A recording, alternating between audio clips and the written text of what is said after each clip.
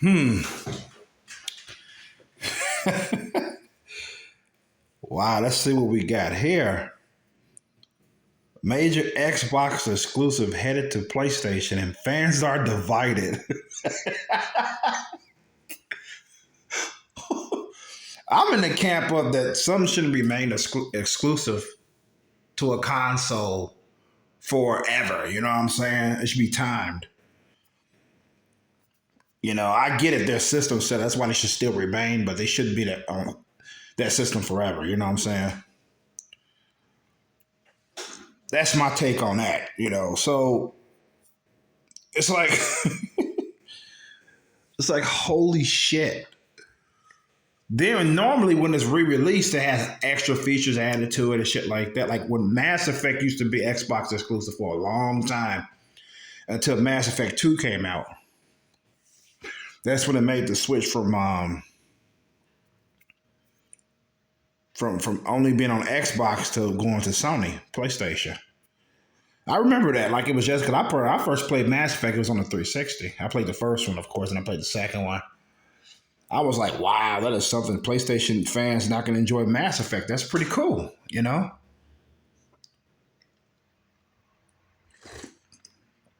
Because of stupid ass, retarded ass technical issues, I'm only playing Mass Effect exclusively on the PS3/PS4 now. So, but I'm not going to go into detail at that.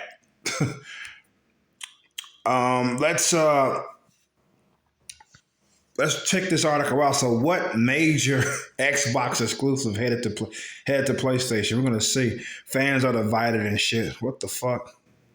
That's what happens when you're a fucking fanboy for a goddamn console. That's what happens, man.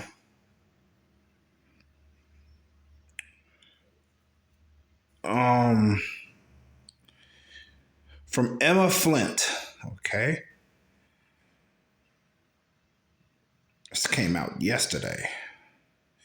So, Xbox and Sony. I wish there was a console war. It was so much better. It was more interesting when there was a war. They made it known with the ads, like Sega Genesis versus Nintendo. Man, that was a shit, man. Nobody complained. This should stop. They should stop what Genesis does with Nintendo type of shit. You know, I liked that shit. Like, you won't get it with this console, come to this one. You know, I liked that rivalry shit, man. I fucking loved it. But yeah, so let's get on with this article. If there's one way to set the video game cats among the pigeons, it is the news that a console exclusive may be heading to a said console's rival. Although we're taught to share that sentiment, that sentiment doesn't always translate well in the gaming community. Yes, unless you're a fucking fanboy or fangirl. Okay, the game is called Seas of Thieves. I've never fucking heard of that. Arguably one of Xbox's biggest exclusives in recent years. Sorry, Starfield. Is reportedly coming to PlayStation. Sea of Thieves? Is that Jack Sparrow? Pirates of the Caribbean? Sea of Thieves, A Pirate's Life announcement trailer. Oh. That's what it is. It's like a pirate game, huh? Wow. Xbox fanboys are mad, huh? Holy shit.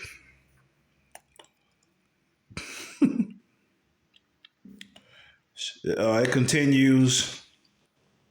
Over at the game file is where this bold claim was made, with the author of the article detailing how Microsoft has looked into launching its hit Xbox and PC multiplayer pirate game Sea of Thieves on PlayStation. As told to them by the insider familiar with these so-called plans. Such news is dividing fans, as of course it would do, because the idea that exclusives are becoming a thing of the past is a little too scary for some gamers. Yet, given how wholesome this game can be, isn't it only fair that everyone gets a slice of that seafaring pie? Yeah, it's fair.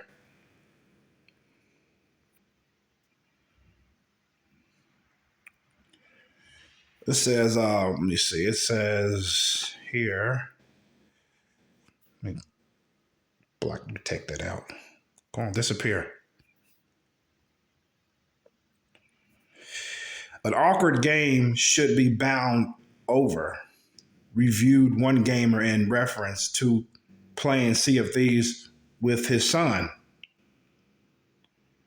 And a great way to talk about it, how not to be a jerk online, how to deal with disappointment, how to work as a team when you make alliances, and how to be a gracious winner. Cool. If Xbox was to make this move, it isn't the first time one of its franchises has crossed over onto other platforms, as we've also seen Ori release on the Switch and Microsoft across multiple devices. However, when Xbox was probed about the potential for Sea of Thieves to be released on the PlayStation, it declined to comment on the matter. Some may call that suspicious. Others may assume the brand is just tired of our speculative bullshit. Nonetheless, when a game allows you to look up your drunken friend after a night out with the lads pillaging the high seas, it feels only fair that all gamers can experience such a satisfaction. Oh, cool. Oh, lock up, not look up. The game allows you to lock up your drunken friend. Wow. That's funny.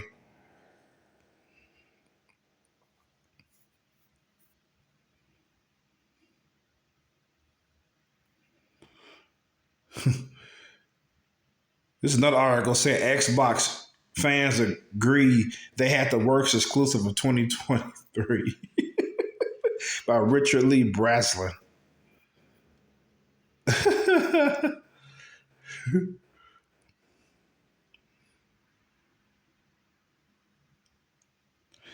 So 2023 has been a fantastic year for video game releases with absolute delights, such as The Legend of Zelda, Tears of the Kingdom, Baldur's Gate 3, and Alan Wake 2, to name a few.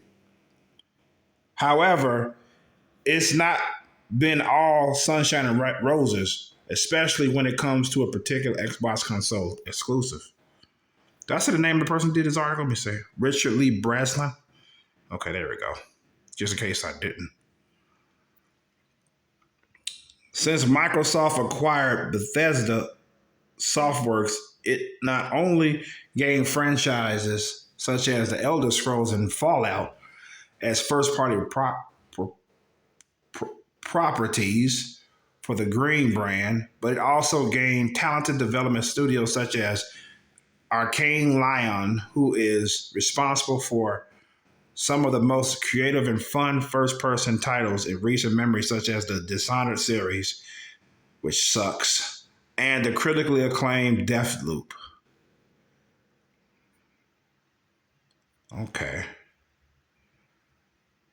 In our review of Deathloop, we said, as our experience grows in the ins and outs of the island, you'll maximize the hours you have and become a force unto yourself, shuffling eternalists off their mortal coil in creative ways.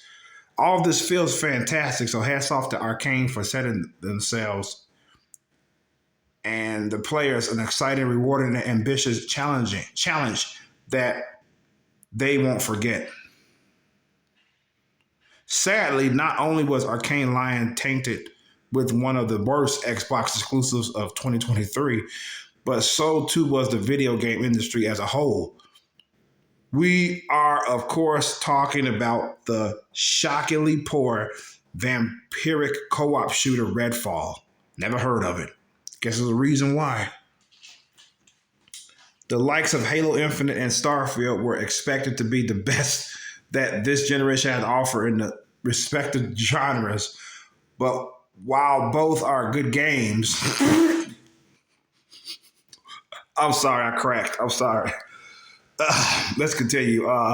They are not exactly they've not exactly been the shining light fans had hoped for. That being said, both Forza Horizon 5 and Forza Motorsport Reboot are fantastic racers, and to be fair, Halo Infinite is now in a much better state than it was during launch.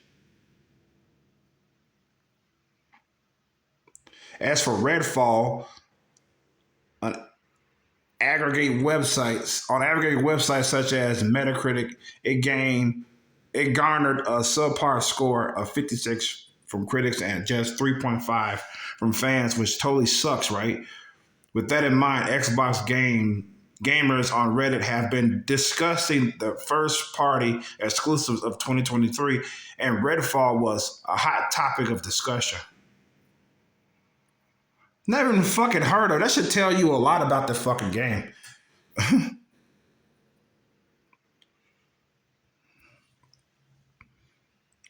Okay, we got some quoted posts from people.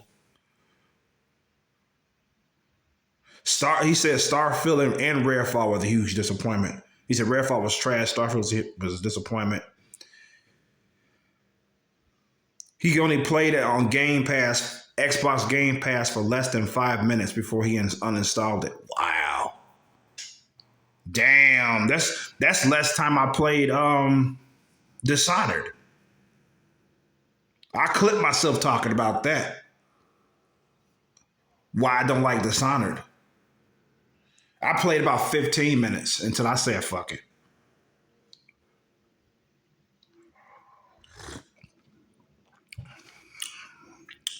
So he only played 5 minutes. God damn. First impressions are everything. Because if you're not impressing anybody within 5 or 10 minutes, you fucking up.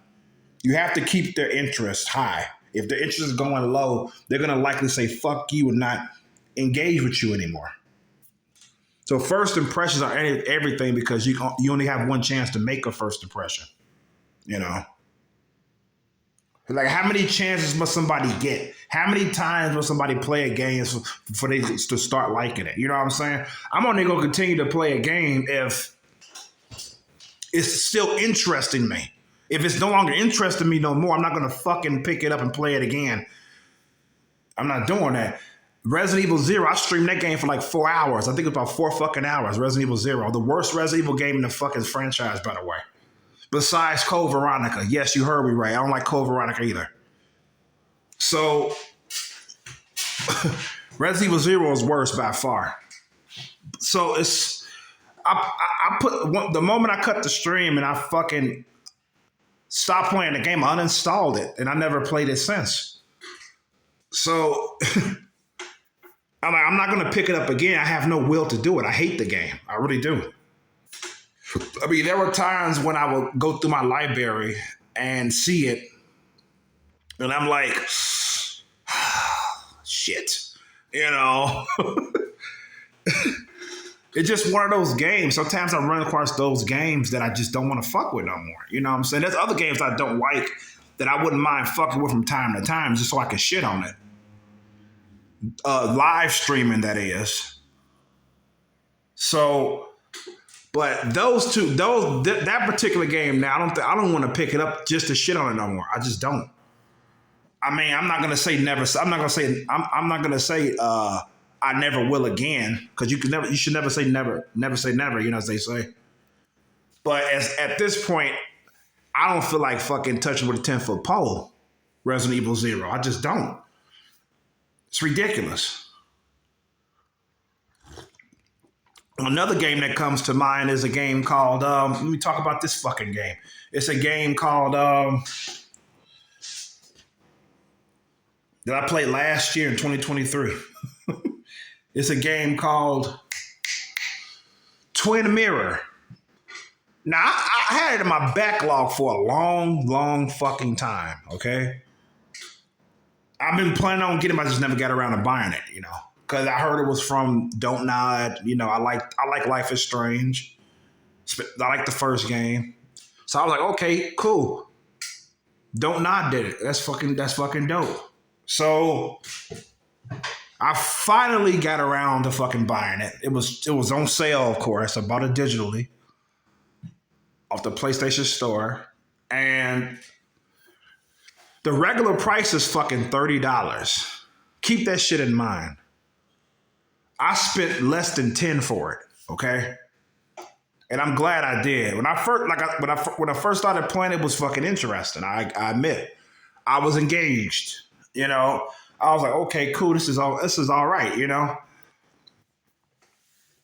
And then it started to become very, very confusing to the point where I didn't want to continue to play it to get my answers.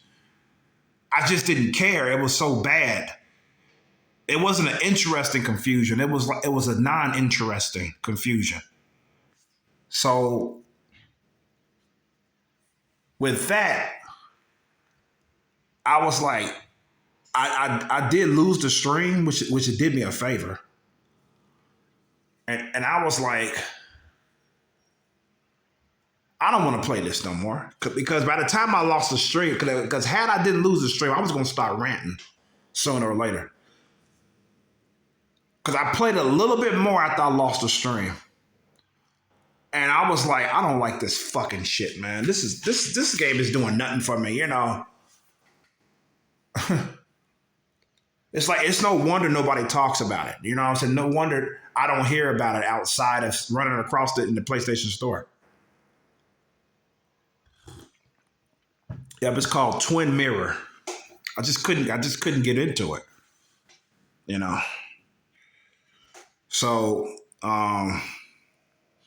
that's my experience with that. So I don't have the will to pick that up again, just like Resident Evil 0. I mean, it happens. Sometimes you run into a bad game. I mean, I'm glad it happens. It doesn't happen in general, you know, because my ass with what I just told you in mind about those games, I tend to like shit that the grain doesn't like, that they shit on. You know what I'm saying?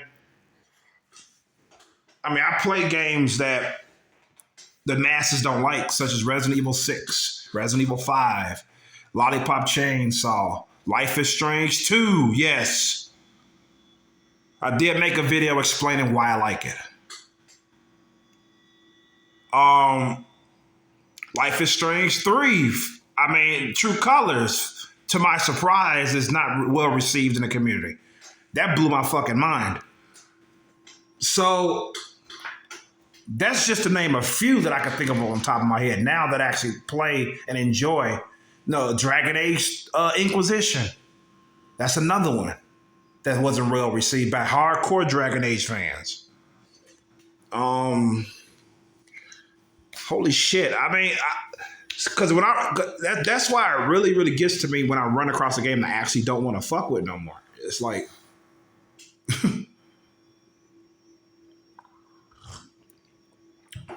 because it takes a lot. It takes a lot to piss me off. It takes a lot for me to lose my interest.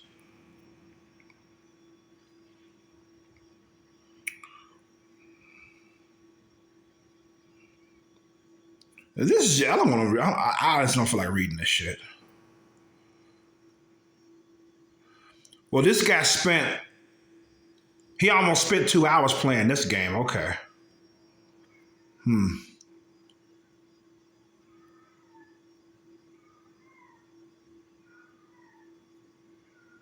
Huh.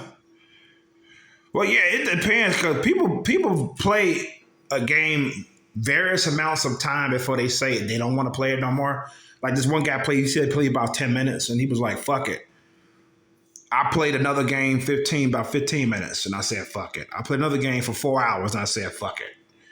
Right, I was streaming it. That's why it lasted 4 fucking hours. Like this other game I didn't like was Little Nightmares 2. I played that. I streamed that for like 5 hours.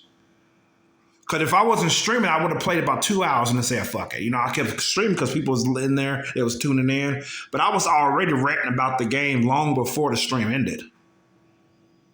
I was like, this game fucking sucks, man. You know, I mean, holy shit. And I was so fucking disappointed and upset about Little Nightmares 2. After the stream, I made a fucking vlog about it. I'm already fucking tired from the stream. I made a vlog. That's how pissed I was about it. I made a vlog giving a rave review on this fucking game. That's how pissed I was about it. So that should tell you right there. I was like, come on, man. You know, so let me see what this article's talking about. Xbox achievements, I don't care, but I'm not a completionist anyway.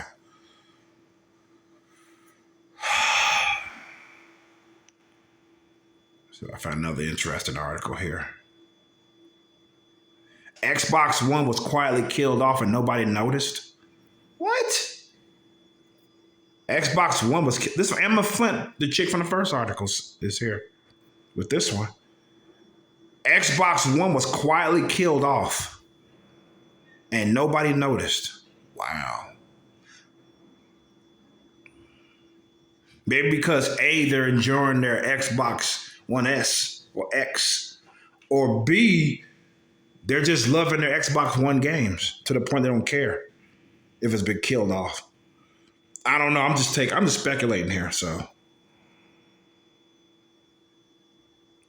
it says it's not often that we don't hear or read about a significant death in the industry, but on occasion, such news slips past us. Shocking as it may be to hear, Microsoft quietly killed off the Xbox One without anyone really noticing. As an Xbox fan, I'm both ashamed and saddened that I didn't realize this grave news sooner, though. Let's be honest, a lot of has happened since its official death. Did they get the red ring of death? Let me stop. God, I can tell you stories about that shit, but I'm not gonna go there. According to Microsoft's production of the Xbox One stopped in 2020. Holy shit. Its death came at a time when Sony made it clear it would continue production of the PS4 well into 2022. Okay. To tackle the struggle that we all face trying to buy the then now PS5. So they stopped production with the PS4, okay, in 2022, okay. They stopped in 2020 with the Xbox One. Such a saga going on in the background, yet few of us even noticed. We were too busy gaming, right? That's what I just said. We were too busy gaming to realize that one had slipped away, never to be made again. The resurgence of the news of its passing comes during a time when fans are hardly pleased with Xbox, chiefly because of a potential mass deletion gamers had to face earlier in January. Oh man, I ran across that mass deletion shit. Yeah. As if that wasn't bad enough, according to the loadout, Xbox Game Pass offers significantly fewer free games than PlayStation Plus, with Sony delivering over $7,000 worth of content, $7,000 worth of content compared to Microsoft's $5,000. This is in dispute with reports from other sources which claim it was Xbox that came out on top. But the fact remains that Xbox seems to be flagging a little. We know that some of you will likely be looking. No, okay, let me start that over. We know that some of you will be likely be looking at your Xbox One worryingly, wondering how long yours has before it meets others of its kind in the great gaming farm beyond. It's a hard realism to know that the end of an era has come, but it's even harder to realize we missed it almost entirely.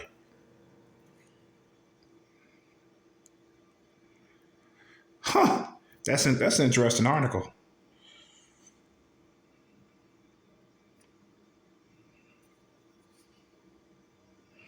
Sam Crowley. I think I read his articles before. What Xbox is the same one that your old girl was talking about? Let me see.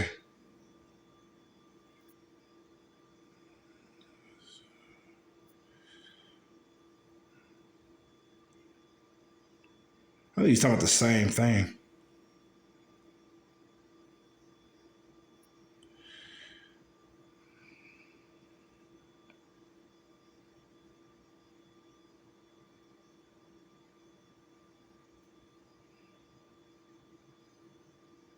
It's called Hi-Fi Rush. Never heard of that either. So that's another Xbox exclusive game coming to PlayStation. Hi-Fi Rush. High five! Well, that's it for this. Um, of course, if I find any more articles that interest me enough to do this, you're going to see another one on this channel. So I'm going to divide the two articles in a title, and I'm going to timestamp them both in case you don't want to hear about the first one. But yeah,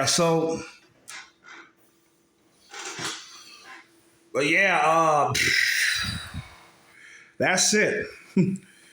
That's it for this screen capture vlog here. So with that being said, that's why Chromosome sign the fuck out. Peace and love.